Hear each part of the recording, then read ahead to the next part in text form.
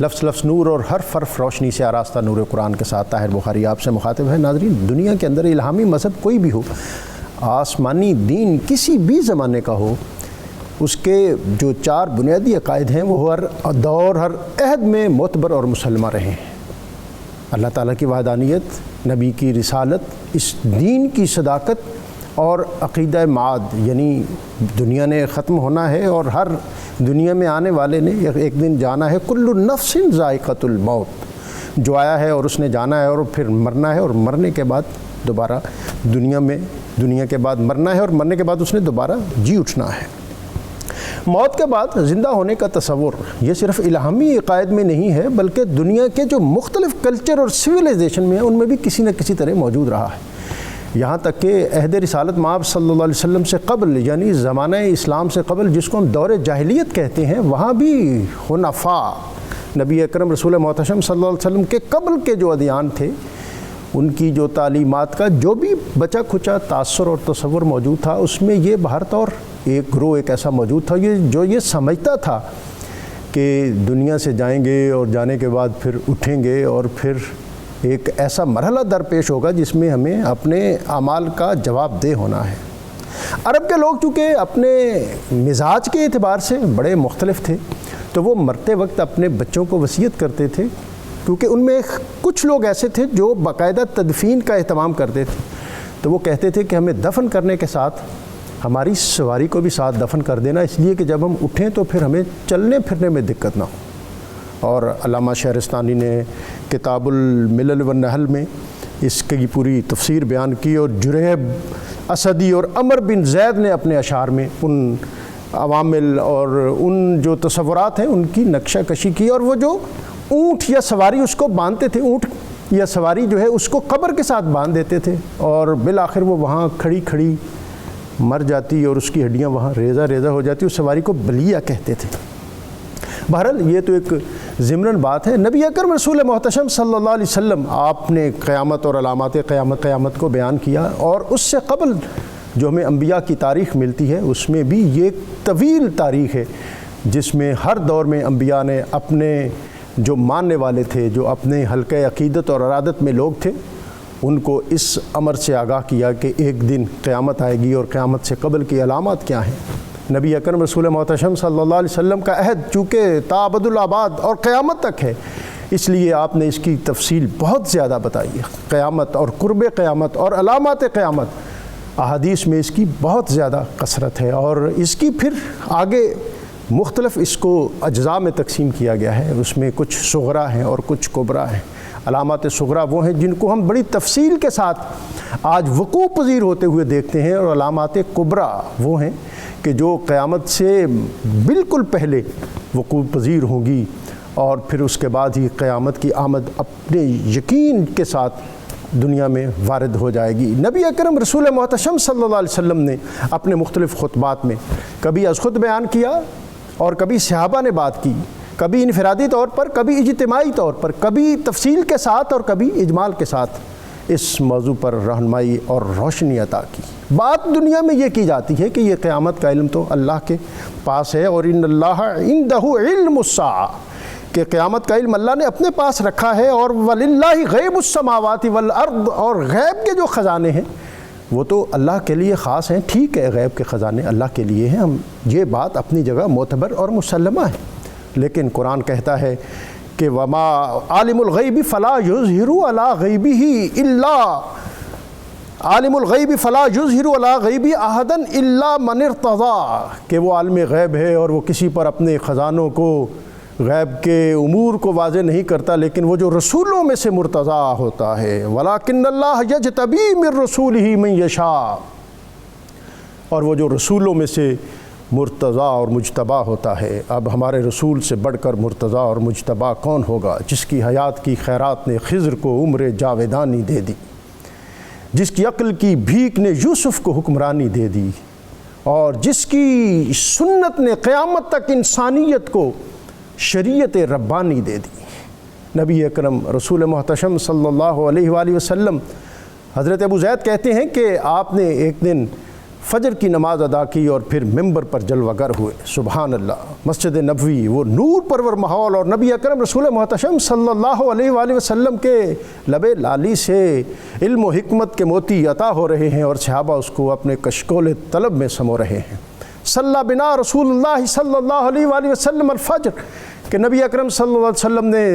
نماز فجر ادا فرمائی۔ فخطبنا حتی حضرت الظہر، اور آپ نے خطبہ ارشاد فرمایا یہاں تک کہ ظہر کا وقت ہوا۔ فنزل فصلی، آپ ممبر اقدس سے مصلی امامت پر تشریف فرما ہوئے، آپ نے نماز ظہر ادا کی۔ ثم صعد المنبر، پھر آپ ممبر پر تشریف فرما ہوئے۔ فخطبنا، اور آپ نے اپنے خطبے کے اسی مضمون اور تسلسل کو جاری رکھا۔ حتی حضرت العصر،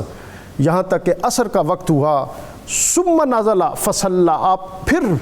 ممبر سے مصلی امامت پر تشریف لائے، اور ہمیں آپ صلی اللہ علیہ وسلم کی اقتداء میں نماز ادا کرنے کی سعادت میسر آئی۔ ثم صعد المنبر فخطبنا، آپ پھر ممبر پر جلوہ گر ہوئے، اور آپ نے اپنے خطبے کو جاری رکھا۔ حتی غربت الشمس، یہاں تک کہ سورج غروب ہو گیا۔ فاخبرنا بما کان وبما هو کائن، آپ نے جو ہو چکا تھا وہ بھی بتا دیا، اور جو قیامت تک ہونے والا تھا وہ بھی بتا دیا۔ اور رسول جو ہے اس کے بارے میں قرآن کہتا ہے کہ وما ہوا علی غیب بدانین، وما ہوا علی الغیب بدانین، کے رسول جو وہ کی تعریف ہی یہ ہے کہ جو غیب پر بخیل نہیں ہوتا۔ تو ہمارے رسول نے، نبی اکرم رسول محتشم صلی اللہ علیہ وآلہ وسلم نے قرب قیامت، علامات قیامت کے حوالے سے جو تفصیل عطا کی، اس کا اگر آج ہم مطالعہ کریں تو یوں لگتا ہے کہ جیسے آج کے عہد اور اس لمحہ موجود میں وہ چیزیں شاید نبی اکرم صلی اللہ علیہ وسلم ان عوامل کا مشاہدہ فرماتے ہوئے ہمیں عطا فرما رہے تھے۔ آج ہم اسی موضوع پر بات کریں گے۔ پچھلے 2-3 پروگرام اسی سلسلے چل رہے ہیں، اور آج بھی اسی سلسلے کی ایک کڑی ہے، اور قرآن پاک کی آیت اقتربت الساعۃ وانشق القمر، قیامت نزدیک آ پہنچی اور چاند شک ہو گیا۔ اور اس کے ساتھ ہی جو سورہ محمد کی آیت فَهَلْ يَنظُرُونَ إِلَّا السَّاعَةَ أَن تَأْتِيَهُمْ بَغْتَةً فَقَدْ جَاءَ أَشْرَاطُهَا، تو اب یہ منکر لوگ صرف قیامت ہی کا انتظار کر رہے ہیں کہ وہ ان پر اچانک آ پہنچے، سو واقعی اس کی نشانیاں قریب آ پہنچی ہیں۔ اس اہم موضوع پر بات کریں گے، اور ہمیشہ کی طرح ہمارے ساتھ موجود ہوں گے مفتی محمد فاروق القادری صاحب۔ السلام علیکم۔ وعلیکم السلام خوش آمدید۔ بہت شکریہ۔ اور ہمارے دوسرے مہمان بیرسٹر سید وسیم الحسن نقوی صاحب۔ السلام علیکم۔ وعلیکم السلام۔ اور بہت معروف اور استاد نعت خوان الحاج اختر حسین قریشی، اللہ رب العزت کی بارگاہ میں ہدیہ حمد پیش کریں گے۔ ان کی طرف جانے سے قبل آج کا اسم مبارک الصمد، بے نیاز، اللہ تعالیٰ کے اسماء مبارک اپنی جگہوں پہ برکتوں، عزتوں اور عظمتوں کے حامل ہیں، ان کے ساتھ اپنی وابستگی کو مؤثر اور مضبوط کرنا چاہیے۔ وَلِلَّهِ الْأَسْمَاءُ الْحُسْنَى، اور اللہ ہی کے لیے اس کے عمدہ اور اچھے نام ہیں۔ مفتی صاحب، آج کا موضوع اور بالخصوص اقتربت الساعۃ وانشق القمر، جناب۔ بسم اللہ الرحمن الرحیم۔ ڈاکٹر صاحب، آج بھی ہمارا موضوع گزشتہ موضوع کے ساتھ متعلق ہے۔ ہم ڈسکس یہ کر رہے تھے کہ قیامت کی وہ علامات اور نشانیاں جو وقوع پذیر ہو چکی ہیں، اور ان کے بیان کا مقصد یہ ہے کہ ان نشانیوں کا مصداق ہم نہ بنیں، جتنا ممکن ہو سکے ہم بچیں ان اعمال سے جو قیامت کی نشانیاں ہیں، اور بچیں اسے اس لیے کہ اس کے نتائج بڑے ہولناک ہیں، دنیا میں بھی اور آخرت میں بھی، جس کا ذکر ہم گزشتہ پروگرام میں کر چکے ہیں۔ آج بھی ہم ایسی ہی نشانیاں ذکر کرنے جا رہے ہیں جو واقع ہو چکی ہیں، اور ان کا ہماری سوشل لائف سے بڑا گہرا تعلق ہے۔ اگر ہم بطور خاص ان اعمال سے اجتناب نہیں کرتے تو ہماری زندگی بد مزہ ہوتی ہے، بے سکون ہوتی ہے، اور ڈپریشن اور مختلف قسم کی بیماریاں پیدا ہوتی ہیں، اور معاشرے کے اندر اور گھروں کے اندر عدم توازن، عدم اعتدال ہوتا ہے، جس کی وجہ سے ہر طرف جو بے چینی ہے، جو منفی رویے ہیں، وہ جنم لیتے ہیں۔ سب سے پہلے جو آیت مقدسہ آپ نے ذکر کی یہ بہت بڑی نشانی جو واقع ہو چکی ہے، اس پر ایمان لانا ضروری ہے۔ وہ یہ ہے اقتربت الساعۃ، قیامت قریب آ چکی، وانشق القمر، اور چاند شق ہو گیا، چاند دو ٹکڑے ہو گیا۔ یہاں پر دو فرمان پہلے پیش کرنا ضروری ہے۔ ایک تو نبی کریم علیہ الصلوۃ والسلام نے ایک مرتبہ سورج کے غروب ہونے میں تھوڑا وقت باقی تھا، اپنے اصحاب سے فرمایا دیکھ رہے ہو کہ سورج غروب ہونے میں تھوڑا وقت رہ گیا ہے، فرمایا اسی طرح قیامت کے واقع ہونے میں بھی تھوڑا ہی وقت باقی ہے۔ یعنی دن گزر چکا ہے، جی ہاں، اور بہت چند ساعتیں جو ہیں وہ باقی اور یہ بات 1400 سال پہلے کی ہے، اور یہ دراصل بتایا یہ جا رہا ہے کہ قیامت واقع ہونے میں وقت کم رہ چکا ہے، تم اس کی تیاری میں غور و فکر کرو۔ دوسرا، آپ صلی اللہ علیہ وسلم نے ارشاد فرمایا کہ میں اور قیامت اس طرح ہیں، اور آپ نے اپنی ہاتھ کی دو انگلیوں کو ملا کر اشارہ فرمایا کہ ایسے ملے ہوئے ہیں، یعنی میرے بعد اب قیامت کا واقع ہونا ہے، اس دوران کسی اور نبی نے نہیں آنا۔ احادیث جو چاند کے شق ہونے کے حوالے سے ہیں، سب سے پہلے میں یہ عرض کر دوں، ان احادیث کے راوی حضرت علی مرتضیٰ، حضرت انس بن مالک، حضرت عبداللہ بن مسعود، حضرت حذیفہ بن یمان، حضرت عبداللہ بن عمر، حضرت عبداللہ بن عباس رضی اللہ تعالیٰ عنہم، اور ان کے علاوہ بھی بہت سے صحابہ کرام ہیں۔ اس وجہ سے جلیل القدر ائمہ حدیث نے چاند کے شق ہونے کے متحقق ہونے کو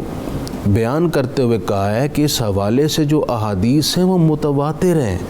یعنی اس کثرت سے ہیں کہ ہمیں یقینی طور پر اس پر علم رکھنا چاہیے، ایمان رکھنا چاہیے، اور اس بات کی تصدیق کرنی چاہیے کہ چاند شق ہوا۔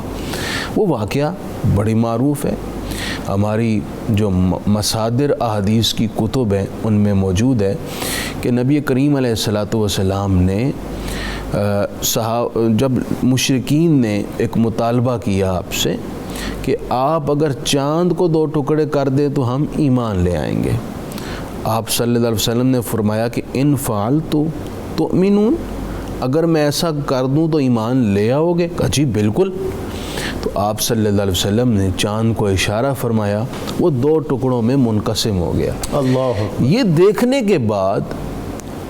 انہیں تو ایمان لانا چاہیے تھا، اب انہوں نے دیکھا چاند دو ٹکڑے ہوا ہے، اور اس بات کی انہوں نے بھی تصدیق کی، لیکن کہنے لگے نہیں یہ جادو ہے، یہ نبوت کی شان نہیں ہے، انہوں نے اس کا انکار کیا اور چلتے بنے۔ یہ ایسا واقعہ ہے جو رات کے وقت رونما ہوا، اور بہت سارے لوگوں نے اسے دیکھا بھی، بلکہ علامہ سلیمان ندوی نے خطبات مدراس میں بعض حوالے پیش کیے ہیں کہ مالابار کے ہندو راجا نے بھی اس وقت دیکھا کہ چاند دو ٹکڑے ہوا ہے۔ بہت سارے اس پر شواہد موجود ہیں۔ یہ آپ صلی اللہ علیہ وسلم کا معجزہ بھی تھا، شان نبوت اور رسالت بھی تھی، اور خداوند تعالیٰ نے اپنے حبیب کو کائنات میں تصرف کی جو اتھارٹی دی ہے اس کا خوبصورت نظارہ بھی کروایا، اور آپ صلی اللہ علیہ وسلم کے وسیع تر اختیارات کا بھی ایک ہلکا سا جھلک دکھائی ہے کہ ساری کائنات آپ کے زیر نگیں بھی ہے، آپ کے ایک انگشت اور اشارہ ابرو کی منتظر ہے۔ اور ڈاکٹر صاحب، آپ صلی اللہ علیہ وسلم نے جب یہ معجزہ رونما کیا، اس کا کثرت سے بیان ہوا، احادیث متواتر آئیں، آج کے دور میں کم از کم اس پر ایمان رکھنا ضروری ہے۔ یہ واقع ہو چکا ہے، اور یہ قرب قیامت کی قرآن مجید میں آج دوبارہ جب آپ کی خدمت میں آؤں گا تو میں جو ہمارے معاشرتی جو قرب قیامت اور اس کی علامات کے حوالے سے رہنمائی ہمیں بطور خاص چاہیے، اس میں میراث کے مسائل ہیں جی، جو معتبر ہے، مضبوط ہے، وہ اپنے سے کمتر کمزور بہن بھائیوں کے پہلے تو وراثت تقسیم نہیں ہونے دیتا، اور اگر تقسیم ہو جاتی ہے تو پھر جبر کے ذریعے اس پر قبضہ کرتا ہے، اور گھر کے اندر ایک قبضہ مافیا میں قرب قیامت کی نشانیوں میں سے صلہ رحمی، اور یہ ایسی چیزیں جس سے ہم کوئی ایسی روشنی اخذ کر سکے جس سے ہماری زندگی کی راہیں جو ہیں وہ سیدھی ہو جائیں۔ شاہ صاحب میں یہ چاہوں گا کہ ایک تو اسی آیت کے حوالے سے قیامت اور ساعہ اس میں کیا فرق ہے، اور دوسرا یہ آیت اقتربت الساعہ اس حوالے سے بھی اگر آپ کچھ مزید اضافہ کرنا چاہیں۔ بسم اللہ الرحمن الرحیم۔ شکریہ ڈاکٹر صاحب۔ سب سے پہلے تو میں یہ عرض کرنا چاہوں گا کہ قرآن کریم میں بار بار اس کا ذکر آیا، احادیث میں آیا، اور تمام انبیاء علیہ السلام نے اس کا ذکر فرمایا۔ ہمیں یہ بنیادی طور پہ جو اسلام کا پیغام ہے جو آدم علیہ السلام سے لے کے خاتم النبیین صلی اللہ علیہ وآلہ وسلم تک ہم تک پہنچا، اس میں چند بنیادی چیزیں ہیں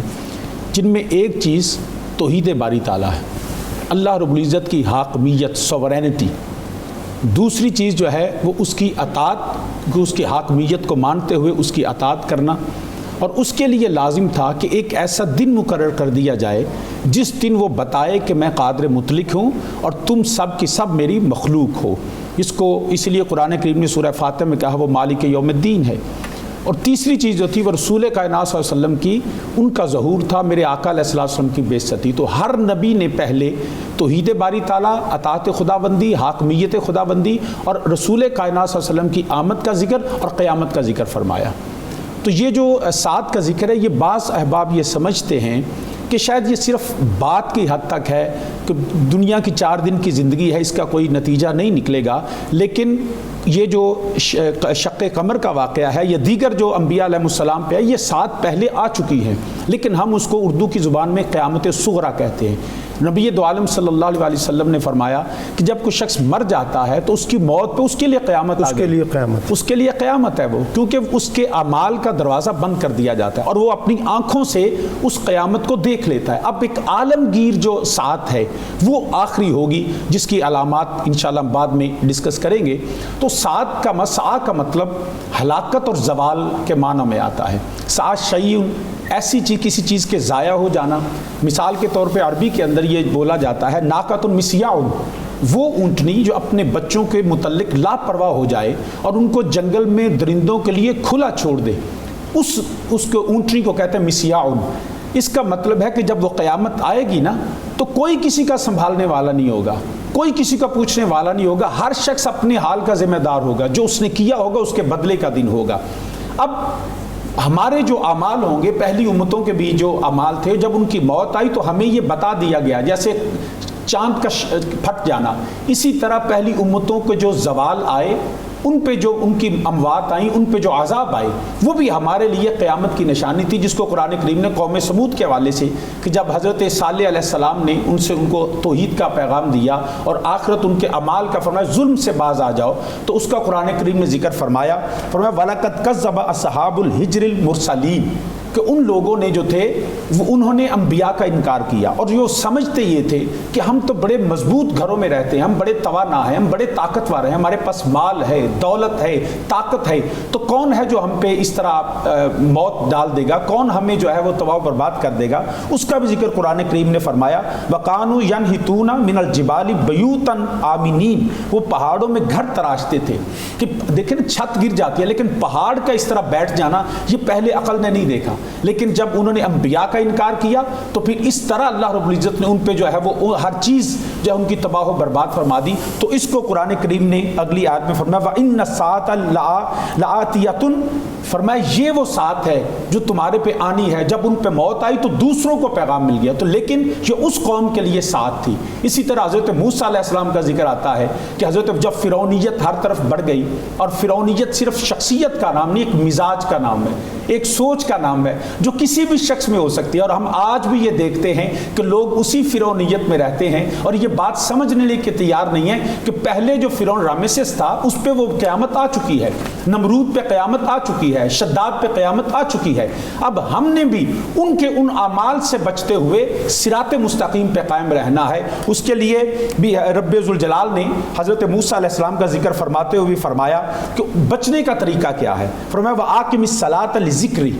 نماز کا قائم کرنا، اور صلاۃ کا ہرگز یہ صرف جو 5 وقت کی نماز ہے ہم اس کو ہی صلاۃ کلی صلاۃ سمجھ لیتے ہیں، یہ 5 وقت کی نماز یقیناً صلاۃ کا حصہ ہے، لیکن صلاۃ یہ ہے کہ کلی طور پہ اپنا بزنس، اپنا کاروبار، اپنا اٹھنا، اپنا بیٹھنا، آپ کا لباس، آپ کے جو وراثت کے معاملات، تقسیم کے معاملات، سب کے سب شریعت کے مطابق کر لیں، اتباع خدا اور اتباع رسول صلی اللہ علیہ وسلم میں کر لیں۔ تو فرمایا رب ذوالجلال نے کہ نماز قائم کریں، اللہ رب العزت کا ذکر کریں، ان الساعۃ آتیۃ اکاد اخفیھا لتجزا کل نفس بما تسعی، فرمایا قریب وہ قیامت آنے والی ہے کہ میں اس سب سے چھپاؤں کہ ہر جان اپنی کوشش کا بدلہ پائے۔ تو وہ اچھا اس میں ایک یہ ہے کہ یہ حکمت کہ چھپی ہوئی کیوں ہے، بتا کیوں نہیں دیا گیا، لیکن حقیقت یہ ہے کہ یہ بتا بھی دیا گیا، جو علامات قیامت ہیں اس کا ہمیں بتا دیا گیا۔ یہ میں عرض اس لیے کر رہا ہوں کہ لوگ اس کو یہ سمجھ لیں کہ یہ نہیں ہے کہ اللہ رب العزت بتا، اس میں حکمت یہ تھی کہ لوگ پہلے تیار ہو جائیں، اپنے آپ کو اس معاملے کے لیے، اس روز جزا کے لیے تیار، جس دن جو ہے وہ تاج اچھالے جائیں گے، جب تک گرائے جائیں گے، پتہ چلے گا کہ تمہاری بادشاہتیں، تمہاری طاقتیں میرے رب العالمین کے سامنے کچھ نہیں ہے۔ تو رب کائنات نے اس دن کا تعین فرمایا، اس دن کو یہ بتا دیا کہ وہ 10 محرم ہوگا، وہ جمعہ کا دن ہوگا، لیکن خاص طور پہ اللہ نے اس کو مخفی رکھا تاکہ لوگ اس سے پہلے ان نشانیوں کو دیکھیں، ان علامات کو دیکھیں، اور اس کے آنے سے پہلے اپنے اعمال کو درست کر لیں۔ اس اعمال کی درستگی جو ہے وہ اپنی خواہشات نفسانی سے دور ہونا ہے، اپنے آپ کو جو ہے وہ اس مزاج سے، جس مزاج کی وجہ سے پہلی قومیں برباد ہو گئی، اور اس دن کو یہ سمجھیں کہ وہ دن ظہور نتائج کا دن ہوگا جو آپ نے کیا ہے۔ اشراط الساعات، قیامت کی نشانیاں یا قیامت کی علامات۔ اچھا، قیامت کا معروف معنوں میں ہم استعمال تو یہ کرتے ہیں کہ جس دن سور پھونکا جائے گا اور یہ نظام ہستی دھرم بھرم ہو جائے گا، جبکہ دوسری طرف آپ جیسا یہ بھی کہتے ہیں کہ قیامہ کا لفظ کھڑے ہونے کے ہے، اور باسا بعد الموت، موت کے بعد جو دوبارہ اٹھنا ہے اس کو قیامت کہتے ہیں۔ قیامت میں اور الساعہ میں کوئی فرق ہے؟ ایک تو اس پر اختصار سے رہنمائی فرماتے ہوئے پھر میں جو اصل بات آپ سے پوچھنا چاہتا ہوں، جس کی آج ہمیں بہت ضرورت ہے، کہ قیامت کی نشانیوں میں سے جو اور نشانیاں جس میں ہماری معاشرت جو ہے یہ ہماری دین کی ڈگر سے ہٹ جائے گی، جس میں نے ابتدا میں عرض کیا کہ آج کے بہت سے مسائل میں سے میراث کا مسئلہ ہے جی، کہ بہنیں بیٹیاں دربدر ہو رہی ہیں، اور جو طاقتور بھائی ہیں وہ اول تو وراثت کو تقسیم نہیں ہونے دیتے، اور اگر ہوتی ہے تو ان تک اس کا حصہ پہنچنے نہیں دیتے، اور اونے پونے دے کے کہتے ہیں کہ جی آپ چھوڑیں اس کو، آپ نے کیا کرنا ہے، یہ ہم جانے اور ہمارا کام جانے۔ جی الساعہ کا لفظ قیامت کے معنی میں ہی قرآن مجید میں استعمال ہوا ہے۔ قیامت کے 2 مرحلے ہیں، ایک ابتدائی مرحلہ ہے جب پہلا سور پھونکا جائے گا، جس وقت یہ نظام درم برم ہوگا، تمام مخلوقات موت کے گھاٹ اتر جائے گی۔ پھر دوسرا سور پھونکا جائے گا اس وقت جب اللہ کا ارادہ، اللہ چاہے گا، اس وقت سارے کھڑے ہو جائیں گے۔ تو ان دونوں کے لیے لفظ قیامت کا استعمال ہوتا ہے، لیکن اصل مراد جو ہے وہ قیامت والے دن کھڑے ہونا، حشر کے لیے پیش ہونا اور اپنے اعمال کا سامنا کرنا ہے۔ جو آپ نے معاشرتی المیہ ذکر کیا ہے ڈاکٹر صاحب، یہ روزانہ کی بنیاد پر لوگوں کے سوالات ہمارے پاس آتے ہیں، خصوصاً خواتین کے، جو اپنی فیملی کی جانب سے، بھائیوں کی جانب سے اس معاملے میں بہت پریشان ہیں کہ ان کو ان کی وراثت کا حق نہیں دیا جائے۔ اور مفتی صاحب بڑے متدین اور متشرع اور دیندار گھرانے، وہ یہاں پہ ہمیں کوتاہیوں میں مبتلا نظر آتے ہیں۔ تو نبی کریم علیہ السلام نے یہ نشانی بیان فرمائی ہے کہ قیامت سے پہلے ورثاء کو وراثت میں حق سے محروم کر دیا جائے گا۔ خصوصاً آپ نے بیٹیوں کا ذکر بھی فرمایا کہ انہیں وراثت سے محروم رکھا جائے گا۔ یہ قیامت کی ایک علامت ہے۔ ایسا آج کل ہو رہا ہے، اور آج بیان کرنے کا مقصد یہ ہے کہ ہم اس نشانی کا مصداق نہ بنیں، اس سے بچیں، کیونکہ اس کے لیے وعید ہے، اس کا نتیجہ بڑا خطرناک ہے۔ وہ حدیث پاک ہے، ایک حدیث پاک نبی پاک علیہ السلام نے فرمایا، من قطع میراث وارثہ قطع اللہ میراثہ من الجنت یوم القیامہ۔ اللہ، جو وارث کو حق وراثت سے محروم کرے گا، اللہ تعالیٰ کل قیامت جنت میں جو اس کا مقام، اس کی میراث تھی، اس سے اس شخص کو محروم کر دے گا۔ کتنے گھاٹے کا سودا ہے۔ ختم ہونے والی فانی دنیا کے چند ٹکے پانے کے لیے آپ دائمی اور ابدی میراث جنت کے اعلیٰ ترین مقام سے محروم ہو جائیں۔ اور اللہ تعالیٰ کے اس فرمان میں جو نبی پاک علیہ الصلوۃ والسلام نے ارشاد فرمایا ہے، اس میں کس قدر جلال نظر آ رہا ہے ان بندوں کے لیے۔ ہوتا کیا ہے، ہمارے ہاں سب سے پہلے تو وراثت کی تقسیم میں تاخیر کی جاتی ہے۔ یہ تاخیر بڑی خطرناک ہے کیونکہ اس میں بہت سارے مسائل پیدا ہوتے ہیں۔ اگر فوراً تقسیم کر دی جائے، دل نرم ہوتا ہے کہ ساڈے بزرگاں نے چھڈی ہے جی، فوراً دے دئیے، جس کا جو حق ہے دے دیں تاکہ ابا جی قبر میں خوش ہوں۔ اس وقت یہ ذہن اور سوچ ہوتی ہے۔ اگر فوراً دے دیں تو سب کا حق ادا ہو جائے گا، فوراً نہیں دیتے، اس میں کئی مسائل ہیں۔ اب سب کا حصہ اس میں مشترکہ ہے، اب اس کو استعمال کیسے کر سکیں گے وہ؟ اس میں بعض بالغ بچے بھی ہوں گے جن کا بھی وراثت میں حق ہے، تو ان کا تو استعمال کیا ہی نہیں جا سکتا۔ تو اس میں بہت سارے مسائل پیدا ہوں گے، اولاً اس میراث کے مال کو استعمال کرنے کے۔ دوسری بات ہے، جتنی تاخیر کریں گے اس تاخیر میں اب ذہن کے اندر جو والد صاحب یا والدہ صاحبہ کے جانے پر ایک دل میں نرمی تھی، اب آہستہ آہستہ وہ کم ہوگی، وہ غم ہلکا ہوگا، دنیا مضبوط ہوگی، پھر کئی مشورے دینے والے بھی بیچ میں ٹانگ اڑائیں گے۔ اور وہ پنجابی بھی ہم جیسے کہتے ہیں نا کہ چیزیں اڑونی پالا کے بیٹھنا کہ او تسی فلانا کام کرو گے تو پھر اس کیا کریں گے۔ یہ اس پر میں چاہوں گا آپ ذرا تفصیل سے بات کریں، کچھ کالر ہیں ہمارے ساتھ وہ بھی اس پہ بات کرنا چاہیں۔ السلام علیکم۔ وعلیکم السلام ڈاکٹر صاحب، محمد اسلم بات کر رہا ہوں جی اقبال۔ جی اسلم صاحب، آپ کو خوش آمدید۔ شکریہ سر۔ میرا سر گزارش یہ ہے کہ جو آج کا دور جو آپ نے سب سے پہلے بتایا کہ آج کیا ہو رہا ہے کہ قیامت قیامت کے آثار تو نظر آ رہے ہیں جی، لیکن میرا خیال ہے کہ ہم قرآن پاک سے جو دوری ہے نا ہماری، اس کا عمل نہیں کرتے۔ اس سے یہ چیزیں ضروری ہیں جو ریانی جو بڑوں سے بےعدبی، جو بٹوارے میں مسئلہ، جائیداد میں قتل و غارت، یہ سب اسی وجہ سے ہو رہا ہے کہ ہم قرآن پاک۔ جی مہربانی، آپ نے سوال کی بجائے ہمیں رہنمائی عطا فرمائی اور آپ کے ذریعے ساری دنیا نے یہ بات سنی کہ اگر ہم قرآن کے ساتھ اپنی وابستگی کو مضبوط رکھیں تو پھر ہمارے یہ جو معاشرتی مسائل جہاں ہم اعراض کرتے ہیں اور پھر اس کو بعض اوقات اپنی سمارٹنس سے بھی تعبیر کرتے ہیں کہ دیکھیں جی میں نے تو پھر ان سب کو بچھاڑ کے رکھ دیا، جبکہ اللہ اور اس کے رسول کے نزدیک ان چیزوں کے معنی اور مفہوم اور ہیں، اور اس کا پھر جو منظر نامہ ہے وہ قیامت کے روز جیسے مفتی صاحب نے بتایا وہ نظر آئے گا۔ اقبال صاحب ہمارے ساتھ، السلام علیکم۔ وعلیکم السلام ورحمۃ اللہ وبرکاتہ۔ جی اقبال صاحب، آپ کو گجرانوالہ سے خوش آمدید۔ کلمہ دے میں لا الہ الا اللہ محمد رسول اللہ، حقیقت اور معرفت کا علم حاصل کر کے جب وہ کلمہ پڑھے گا وہ جنت میں داخل ہوگا۔ یہ علم دنیا کا رکھتا ہے، جب تک یہ ایک مسلمان ایسا ہے تو قیامت نہیں آئے گی۔ اس تعلق سے سمائیے، اس علم کے تعلق سے سمائیے۔ جی مفتی صاحب اس پر بات کریں گے، یہاں وقت ہے ایک بریک کا۔ ناظرین ابھی جب ہم بریک سے واپس آئیں گے، ایک تو بالخصوص جو ہمارے آج کل کے مسائل جو کہ ہر گھر کی کہانی ہے، اور میں یہاں یہ بھی بتاتا چلوں کہ زمانہ قبل از اسلام میں میراث کا اور وراثت کا کوئی تصور نہیں تھا۔ مرنے والا اپنی وراثت جس کو چاہتا جتنی چاہتا دیتا، اور بالخصوص وہ دنیا کے اندر اپنی نمود و نمائش کے لیے جو دور کے لوگ ہوتے تھے ان کو زیادہ نوازتا، جو اپنی فیملی کے لوگ تھے ان کو محروم رکھتا۔ اور یہاں یہ امر بطور خاص آپ کے ذہن میں رہے کہ وراثت کی تقسیم کا کوئی اصول نہیں تھا، اور اگر وراثت خاندان میں سے بھی کسی کو ملتی تھی تو وہ مردوں کو ملتی تھی،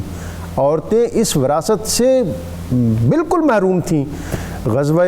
احد میں نبی اکرم رسول محتشم صلی اللہ علیہ وسلم کے صحابی حضرت سعد بن ربیع آپ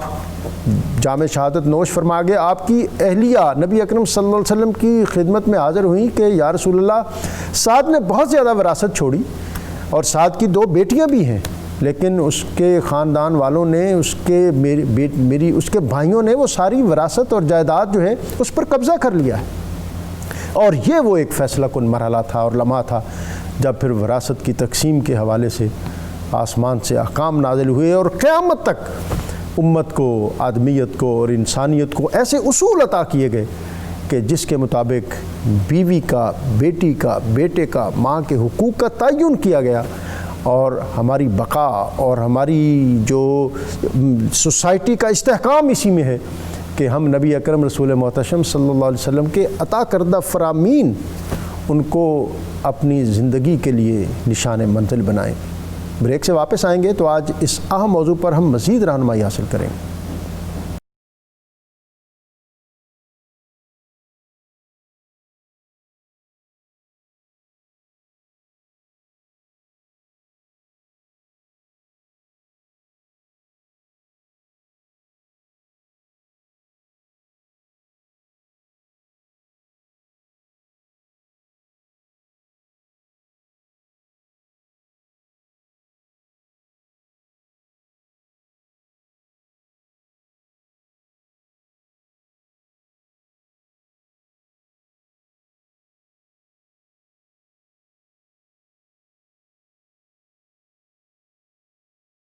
نور قرآن میں آپ کو ایک مرتبہ پھر خوش آمدید۔ علامات صغریٰ، قیامت کی وہ چھوٹی نشانیاں جو پچھلے طویل عرصے سے جن کا سلسلہ جاری ہے، اور اگر ہم سوسائٹی پر بنظر عمیق نظر ڈالیں تو ہمیں اندازہ ہوتا ہے کہ یہ چیزیں، یہ نشانیاں جو نبی اکرم صلی اللہ علیہ وسلم نے عطا فرمائیں وہ تقریباً پوری ہو چکی ہیں یا ہونے کو ہیں۔ اور پھر آپ نے اس موقع پر، اور علامات کبریٰ میں سے حضرت عیسیٰ علیہ السلام کا نزول ہے، حضرت امام مہدی کا ظہور ہے، دعوت الارض ہیں، یاجوج ماجوج ہیں، یہ وہ علامات کبریٰ ہیں جن کے ظہور کے بعد، جن نشانیوں کے وقوع پذیر ہونے کے بعد پھر قیامت کا بالکل حتمی اور قریبی دورانیہ جو ہے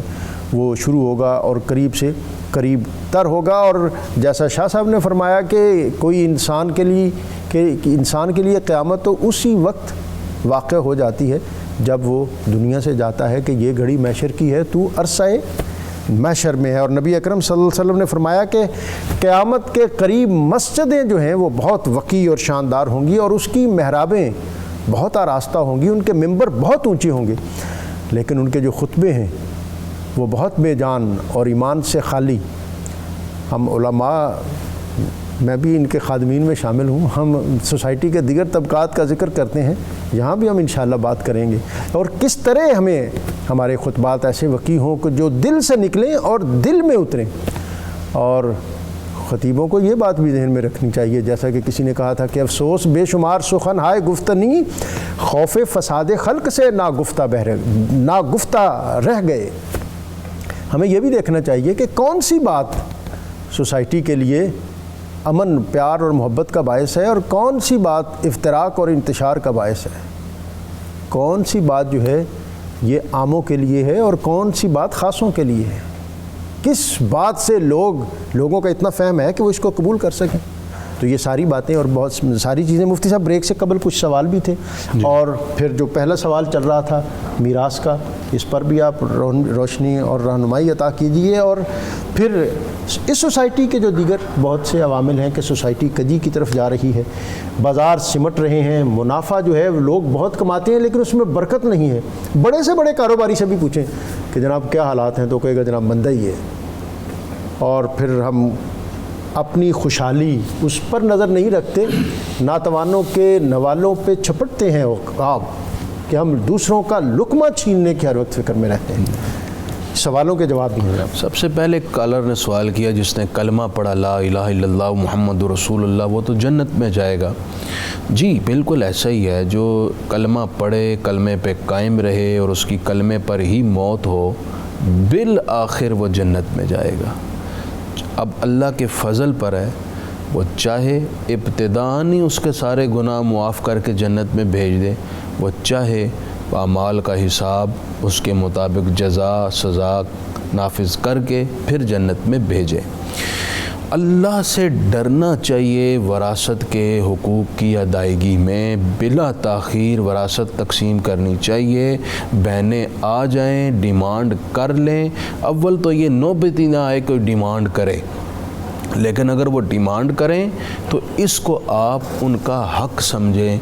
ان کی زیادتی اور ظلم نہ سمجھیں، ان کی لالچ اور حرص نہ سمجھیں، ایموشنلی بلیک میل نہ کریں۔ بھائی کہہ دیتے ہیں کہ تو جناب ایموشنلی ہم پر اعتماد نہیں ہے،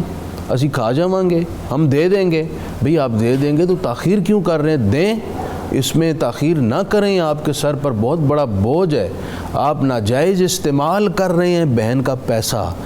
کیونکہ یہ وراثت میں اس کا حق تھا. آپ کو کس نے اتھارٹی دی ہے؟ آپ اپنے لیے اس کو استعمال کر رہے ہیں یا دوسرے بھائیوں کا استعمال کر رہے ہیں. اسی طرح نہ ہی ان کو یہ کہیں کہ تم نے مانگا تو تم ہماری بہن نہیں رہی, ان سے ناراضگی اس بنیاد پر نہ پالیں, کیونکہ ہم نے دیکھا سوسائٹی میں جو بہن مانگ لے اس سے ناراضگی شروع ہو جاتی ہے, پھر اسے ایموشنلی بلیک میل کرتے ہیں, بالآخر وہ کہتی ہے میں نے معاف کیا, اور اصل مقصود بھی یہی ہوتا ہے کہ یہ مفتی معاف صاحب دنیا سے چلے گئے مانگتے مانگتے, ہاں, اور آگے پھر جیسے ابتدا میں آپ نے کہا کہ وقت گزرتا ہے, استحقاق پھر کمزور سے کمزور تر ہوتا جا رہا ہے. جو اصل وارث تھی وہ دنیا سے چلی گئی, اس کے بعد والے بچے تو ان کے اندر وہ اعتماد رہتا ہی نہیں رہتا. پھر بعض اس قدر طاقتور ہوتے ہیں کہ دوسروں کی جرت ہی نہیں ہوتی کہ ہم مانگ سکیں. ایک دو دفعہ گزارش کے طور پر کہتے ہیں, وہاں سے کوئی پازیٹیو جواب نہیں آتا تو روز. بہرحال میں نے جو حدیث سنا دی ہے, رتی برابر بھی اگر سینے میں ایمان ہے نا, بندہ ڈر کر 1 منٹ کی تاخیر نہیں کرے گا, اس لیے پکڑ بہت سا. اور جو آپ نے بات کی وہ تو روز قیامت ہوگا ہی. میں تو مفتی صاحب دیکھا ہے کہ جو اس طرح کے کبھی عوامل میں مبتلا ہوتے ہیں ان کے گھروں کے اندر کبھی سبزہ نہیں ہوتا, سکون نہیں, وہاں کبھی آسودگی نہیں ہوتی, اور اللہ تعالیٰ دوسروں کا حق مارنے والوں کو اسی دنیا میں اس کے مناظر اور مظاہر, ان کی اپنی اولاد کی بربادی اور گھروں کی بے سکونی کی شکل میں دکھا دیتا ہے, اور اس سے ہمیں عبرت حاصل کرنی چاہیے. شاہ صاحب اس پر آپ کو کمنٹ کرنا چاہیں, اور دوسرے اس حوالے سے جو اور علامات قیامت ہیں. اصل میں ڈاکٹر صاحب قبلہ اس میں ساری چیزیں اس لیے ہم یہ نہیں کرتے کہ ہم 2 چیزوں کو بھولے ہوئے ہیں, ایک ہم اپنی موت کو, اور دوسرا موت کے بعد اس کے حساب کتاب. ہم سمجھتے ہیں کہ یہ دوسرے کے لیے ہے, یہ دوسرے کے لیے ہے, میرے لیے نہیں ہے. تو یہ ہمیں سمجھ لینا چاہیے کہ جو کچھ چیزیں غلط ہمارے رواج پا چکے ہیں. موت کا مطلب زندگی کا خاتمہ نہیں, حیات کا خاتمہ نہیں ہے, اور اعمال کے منقطع کا مطلب اس کے نتائج کو. اقبال نے کہا تھا کہ موت کو سمجھا ہے غافل اختتام زندگی, اس طرف بھی زندگی ہے اس طرف بھی ہے یہ صبح زندگی, ہے یہ شام زندگی, صبح دوام زندگی. یہ نقطہ میں نے سیکھا وہ الحسن سے کہ جاں مرتی نہیں مرگ بدن سے. تو یہ ایک چیز ہمیں یہ سمجھنی ہے کہ موت کا مطلب حیات کا خاتمہ نہیں, ایک فیز آف لائف سے دوسرے فیز آف لائف میں ٹرانسفر ہونے کا نام ہے, اور دوسرا جو ہم نے اس میں کیا اس کو جا کے وصول کرنے کا نام ہے. اپنے کیے کا وَمَن يَعْمَلْ مِثْقَالَ ذَرَّةٍ خَيْرًا يَرَهُ وَمَن يَعْمَلْ مِثْقَالَ ذَرَّةٍ شَرًّا يَرَهُ. سو بنیادی طور پہ ہم ان 2 چیزوں کے ہمارے زندگیوں سے یہ کانسیپٹ نکل گئے, اور زندگی ہی ہمارے لیے, یہ موجودہ زندگی ہی ہمارے لیے سب کچھ بن گئی. تو ہمیں سب سے پہلے یہ حکومتی سطح پہ, پبلک لیول پہ, علماء کے ذریعے سے, ٹیلی ویژن کے ذریعے سے اس پیغام کو ہم نے لوگوں تک پہنچانا ہے. اور دوسری بات یہ ہے کہ وہ جو روز جزا ہوگا اس کے دن ہمیں, ایک تو ہے حقوق اللہ جو ہم اللہ چاہے, جیسے قبلہ مفتی صاحب نے فرمایا, ہمارے کالر نے پوچھا کہ کلمہ پڑھنے سے جو ہے وہ اللہ معاف فرما دیتا ہے, لیکن وہ اللہ اپنے حقوق کو اپنے فضل سے معاف فرمائے گا. لیکن جو بندوں کے دینے ہیں نا, اس کی حدیث بھی مفتی صاحب نے بیان فرما دی کہ اس کو اس کے حق سے, اس کے وراثت سے, اس کا جنت میں ہے, اس سے محروم کر دیا جائے گا. اور رسول کائنات صلی اللہ علیہ وسلم نے فرمایا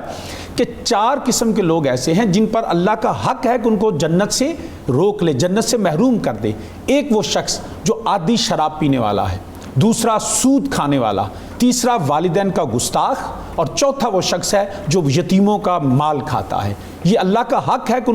ان کو جنت سے محروم کر دے. آج یہ جو وراثت کے معاملے ہیں اس میں اب یہ دونوں باتیں دیکھ لیجئے. یہ والدین کی گستاخی بھی آتی ہے جو شرک کے بعد بہت بڑا گناہ ہے, اور اس میں خدا کی نافرمانی بھی آتی ہے, اور یتیموں کا مال کھا لینا. والدین کی گستاخی اس طرح سے ہے کہ کوئی ماں باپ نہیں چاہتا کہ میں قبر میں ہوں اور میری بیٹی کے ساتھ کوئی ظلم کرے, میرے بیٹوں کے ساتھ کوئی ظلم کرے. تو یہ ان کو قبر میں تکلیف دینا ہے. جس طرح ایصال ثواب ہوتا ہے اس طرح ہم ان کو ایصال عذاب کا بھی سبب بن جاتے ہیں. ہمارے کیے سے وہ قبر کے اندر جو ہیں ان کے لیے تکلیف کا سبب بن جاتا ہے. اس کے لیے بھی قرآن کریم نے رب ذوالجلال فرمایا جو مال اس طرح کھاتے ہیں, ان الذین یاکلون اموال الیتامی ظلما انما یاکلون فی بطونہم نارا, وہ اپنے پیٹ میں آگ کو بھر لیتے ہیں جو اس طرح ناحق طریقے سے یتیموں کا مال کھاتے ہیں. اور اس میں سورہ نساء کی ہی ایک اگلی آیت ہے کہ دیکھیے کفر کے لیے ہے کہ وہ ہمیشہ ہمیشہ کے لیے جہنم میں رہے گا. لیکن اس حوالے سے جو کلی طور پہ، یہ لفظ میں کلی بول رہا ہوں، جو کلی طور پہ ایک ہوتا ہے کہ بندہ عمل نہ کرنا، اس سے سخت گناہ گار ہوتا ہے، گناہ کبیرہ صغیرہ کا مرتکب ہوتا ہے.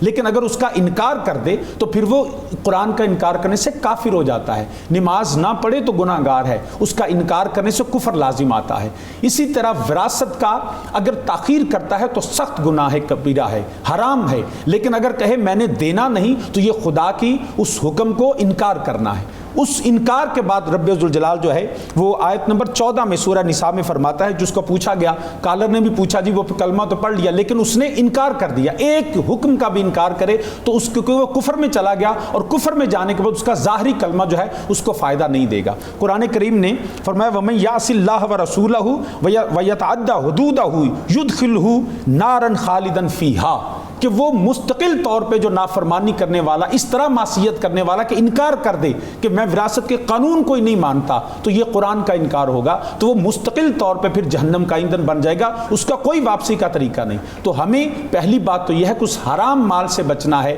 یتیموں کا اور اپنے بھائیوں کا، اپنے بہنوں کا، اور دوسرا یہ ہے کہ اس کا کلی انکار نہیں کرنا. یہ دونوں پہلو ہمیں سامنے رکھنے ہیں. اگر ہم اللہ کی رحمت چاہتے ہیں تو ہمیں اس سے ضرور بچنا چاہیے. میں مفتی صاحب یہ نبی اکرم صلی اللہ علیہ وسلم کے جو فرامین ہیں علامات قیامت کے حوالے سے، میں تو بالکل ورطہ حیرت میں گم ہو گیا کہ نبی صلی اللہ علیہ وسلم نے فرمایا کہ مرد مردوں پر اکتفا کریں گے اور عورتیں عورتوں پر، اور جو بدکاری ہے وہ ایسے عام ہو جائے گی کہ سرے راہ، اور لوگ انہیں سرے راہ سے ہٹا کے کہیں گے کہ ذرا سائڈ پہ ہو جائیں. یعنی اس حد تک یہ چیزیں جو ہیں، اور آج دنیا کی پارلیمنٹ جو ہے وہ ان چیزوں کو، ان میں ہم دیکھ رہے ہیں لیگلائز کر رہے ہیں، اس بات انڈورس کر رہے ہیں ان چیزوں کو. اور میرے آقا ہر دور میں جدید تقاضوں کے ساتھ ساتھ ہوتی ہے آشکار صداقت رسول کی، کہ نبی اکرم صلی اللہ علیہ وسلم نے فرمایا کہ آپ کے منہ سے جو نکلی وہ بات سبحان اللہ ہو کے رہی، کہ دنیا کے اندر جو آپ نے جس طرح جیسے فرما دیا وہ اسی طرح بتدریج وقوع پذیر ہو رہا ہے. میں جو رہنمائی چاہتا ہوں، قطع رحمی،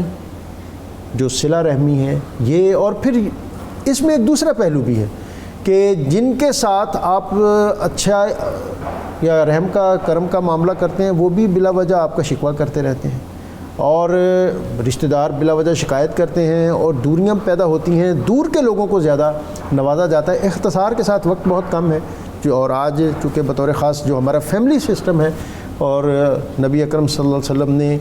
اس خاندان کے نظام کو اس قدر مقدم جانا کہ اس کے ایک ایک پہلو پر ہدایت اور رہنمائی عطا فرمائی، اس لیے کہ یہ سوسائٹی کا بیسک کمپوننٹ ہے. تو میں چاہوں گا کہ آج کے اس موضوع کو جو آج ہم نے علامات، یہ تقریباً 80 اور 100 کے قریب ہیں، مختلف جو پیرائے میں بیان ہوئی ہیں، تو ظاہر ہے چند ایک آج ہم نے ذکر کی ہیں، جو آج ذکر ہوئی ہیں وہ بالخصوص فیملی اور معاشرت کے حوالے سے اس کو سمیٹ بھی دیں اور آج کے حوالے سے پیغام بھی. پہلی بات کہ جو آپ نے فرمایا قرب قیامت فحاشی عام ہوگی، اس کا ایک بہت بڑا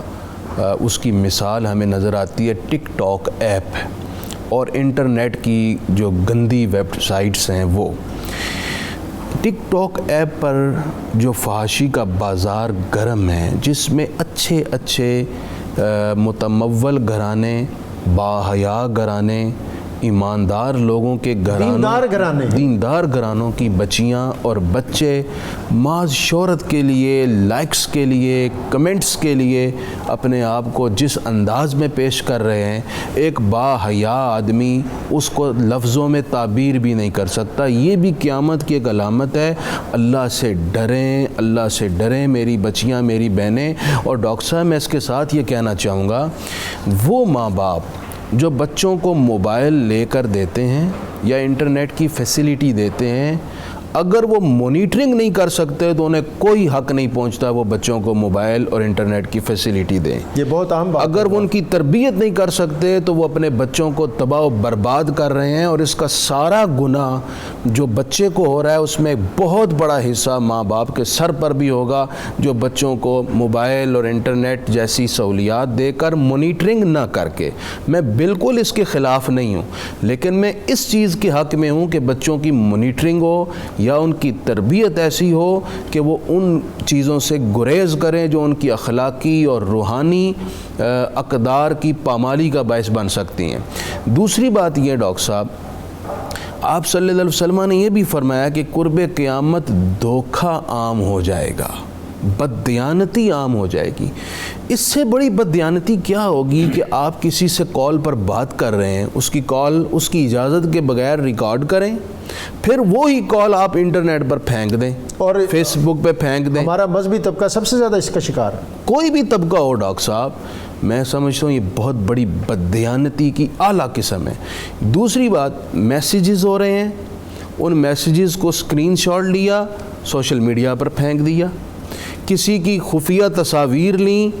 سوشل میڈیا پر پھینک دی۔ اللہ غارت کرے ان لوگوں کی سوچوں کو جو شاپنگ مالز میں آنے والی بچیوں اور خواتین کی خفیہ تصاویر یا ویڈیوز لے کر بیچتے ہیں اور سوشل میڈیا پر ڈالتے ہیں۔ یہ بددیانتی کی اعلیٰ قسم ہے۔ نبی پاک علیہ الصلوۃ والسلام نے فرمایا ہے، من اذا مسلمن فقد اذانی ومن اذانی فقد اذى اللہ۔ جس نے مسلمان کو اذیت دی اس نے مجھے اذیت دی، اور جس نے مجھے اذیت دی اس نے خدا کو اذیت دی۔ آپ نے فرمایا کہ بدترین سود ارب الربا الاستطالۃ فی عرض المسلم بغیر حق۔ بدترین سود کیا ہے؟ اور میں عام سود کی بات کروں تو بتاؤں، آپ نے فرمایا کہ سود 36 بار لفظ بولتے ہوئے میری زبان لڑکھڑاتی ہے کہ بدکاری کے مترادف ہے، اور فرمایا کہ جو سب سے بدترین سود ہے وہ کسی مسلمان کی عزت، اس کے وقار کو اچھالنا ہے، اس کو داغدار کرنا ہے۔ یہاں تو یہ بازار گرم ہے، سوشل میڈیا کے بازار میں مکروہ کاروبار یہ ہے کسی کی بھی عزت کو چاہے اچھال دیا جائے، اور یہ مفتی صاحب دھوکہ بھی ہے، بددیانتی بھی ہے، یہ ٹیکٹ بن گیا ہے، یہ فیشن بن گیا ہے، فیشن بن گیا ہے۔ یہ اس کا اب ہم سمجھتے ہیں کہ نیکی اور بدی کے ساتھ، اچھائی اور برائی کے ساتھ، دینی اخلاقیات کے ساتھ کوئی تعلق نہیں ہے شاید۔ لہٰذا میں گزارش کروں گا جو ہماری قوم کے رہنما ہیں، جو اساتذہ ہیں، جو مربی ہیں، وہ بچوں کی اس حوالے سے یونیورسٹیز سے لے کر عام مدارس اور مکاتب تک بالعموم تربیت کی ضرورت ہے، ممبر و محراب سمیت، کہ وہ بچوں کو اس حوالے سے آگاہ کریں کہ وہ اس طرح کے معاملات میں پڑھ کر اپنی شخصیت اور اپنے کردار کو خراب نہ کریں، کیونکہ جن بچوں نے ایسے مراحل سے گزرنا ہے، ڈاکٹر صاحب میں اور آپ پوچھیں کیا یہ بچے ہمارے قوم کے رہنما بنیں گے؟ کیا یہ کل ہمیں لیڈ کریں گے؟ کیا یہ آنے والی نسلوں کو ان کی لیڈ کر کے یہ امت مسلمہ کے مسائل حل کریں گے؟ ایک بات اور کر دوں پھر میں بات ختم کروں گا۔ نبی کریم علیہ الصلوۃ والسلام نے فرمایا قیامت کے نزدیک جھوٹے کو سچا کہا جائے گا، اور جو سچا شخص ہے اس کو جھوٹا کہا جائے گا، اور جو فیصلے کرنے والے لوگ ہوں گے وہ احمق اور بے وقوف ہوں گے۔ یہ آج میں نظر آ رہا ہے، جو سچا ہے اس کی سنتا کوئی نہیں، جو جھوٹا ہے اس کو سچا کہا جاتا ہے، اور پھر جو فیصلہ کرنے والا ہے وہ بھی اپنی جگہ حماقت پر مبنی فیصلے کرتا ہے، اور جس کی وجہ سے معاشرے کی اور ملکوں اور ریاستوں کی تباہی ہوتی ہے۔ بہت شکریہ مفتی صاحب آپ کا۔ اکبر الآبادی نے بہت پہلے کہا تھا کہ تم شوق سے کالج میں پڑھو، پارک میں پھولو، لازم ہے غباروں پہ اڑو، چرخ پہ جھولو، بس ایک سخن بندہ عاجز کا رہے یاد، اللہ کو اور اپنی حقیقت کو نہ بھولو۔ اللہ آج ہمارے علماء نے، مفتی صاحب نے، شاہ صاحب نے جس درد مندی کے ساتھ، جس دل سوزی کے ساتھ سوسائٹی اور معاشرت کے چلن کو صراط مستقیم دکھانے کی کوشش کی ہے، اللہ کرے ہماری آنے والی نسل، ہماری نسل نو، اور پھر جو ان سب کے ذمہ دار والدین ہیں، یہ باتیں ان کے دل اور دماغ میں اتریں۔ اور دوسری اہم ترین بات آج کہ علامات قیامت اور قرب قیامت، اور پھر بالآخر جو دنیا میں آیا ہے اس نے جانا ہے کہ ہر شخص جو ہے اس نے موت کا ذائقہ چکھنا ہے، تو اس حوالے سے اپنے اعمال اور اعمال کے ساتھ کچھ اعتقادات، اور وہ اعتقادات جس کو ہم خوش عقیدگی کے دامن میں لیتے ہیں، پیرائے میں لیتے ہیں، اور جو ہمیں راسخ الاعتقاد ہستیاں عطا کرتی ہیں۔ اور بر صغیر میں راسخ الاعتقادی کی تاریخ کی بہت ممتاز اور معتبر ہستی حضرت مجدد الفسانی آپ فرماتے ہیں کہ دور پرفتن میں خاتمہ بالخیر کے لیے ضروری ہے کہ محبت آل رسول اور اہل بیت کے ساتھ تعلق اور تمسک اس کو مؤثر اور مضبوط کیا جائے۔ وہ کہتے ہیں کہ یہ نصیحت اور وصیت مجھے میرے والد جو کہ بہت بڑے عالم ظاہری اور باطنی علوم کے عالم تھے، مولانا شیخ عبدالاحد، انہوں نے فرمائی۔ اور پھر وہ کہتے ہیں کہ جب شیخ عبدالاحد دنیا سے جا رہے تھے اور دنیا کا شعور کم اور آخرت کی منزل ان کے زیادہ قریب تھی اور جو ان پر استغراق کا عالم تھا وہ طاری تھا، تو میں نے ان سے پوچھا کہ کیا محبت اہل بیت جس کا آپ ہمیں درس دیا کرتے تھے، جس کو آپ سلامتی ایمان کے حوالے سے ہم پر لازم کیا کرتے تھے، کیا آپ اس وقت اس کیفیت کو اپنے میں محسوس کر رہے ہیں؟ تو کہتے ہیں کہ میرے حضرت مجدد الفسانی امام ربانی فرماتے ہیں کہ میرے والد نے دنیا سے جاتے ہوئے مجھے کہا کہ بیٹا میں دنیا سے اس وقت جاتے ہوئے اپنے آپ کو اہل بیت کی محبت میں مستغرق محسوس کر رہا۔ تو میرا سلام عقیدت ہے اس گھرانے کو، حسین پال کے جس نے دیا زمانے کو۔ حضرت امام ربانی نے اپنے مکتوب نمبر 36 میں اس واقعہ کا ذکر کرتے ہوئے اختتام پر پھر شیخ سعدی کی وہ معروف ربائی وہ نقل کی، الہی بحق بنی فاطمہ کہ بر قول ایما کنی خاتمہ، اگر دعوتم رد کنی ور قلبول منو دست و دامان آل رسول۔ اللہ رب العزت کی بارگاہ میں ہدیہ حمد کے لیے اختر قریشی صاحب۔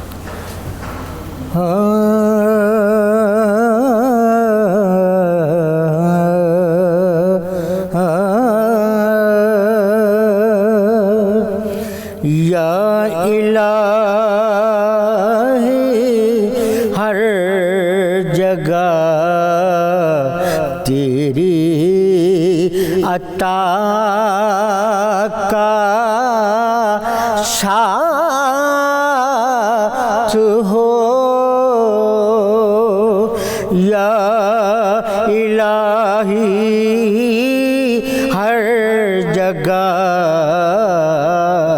تیری عطا کا ساتھ ہو، جب پڑے مشکل شہ مشکل کشا کا ساتھ ہو، یا الہی جب زبان باہر آئے پیاس سے، یا الہی جب زبان باہر آئے پیاس سے، صاحب کوثر شہ جود و عطا کا ساتھ ہو، صاحب کوثر شہ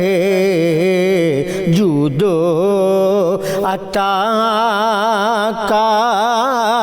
ساتھ ہو، یا الہی گرمی میں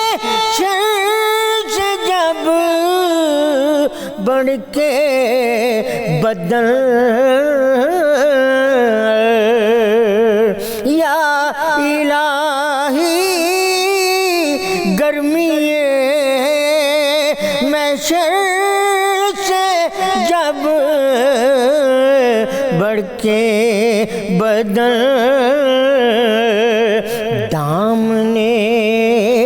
محبوب کی ٹھنڈی ہوا کا ساتھ ہو، دامنے محبوب کی ٹھنڈی ہوا کا ساتھ ہو، یا الہی ہر جگہ تیری عطا کا ساتھ ہو یا الہی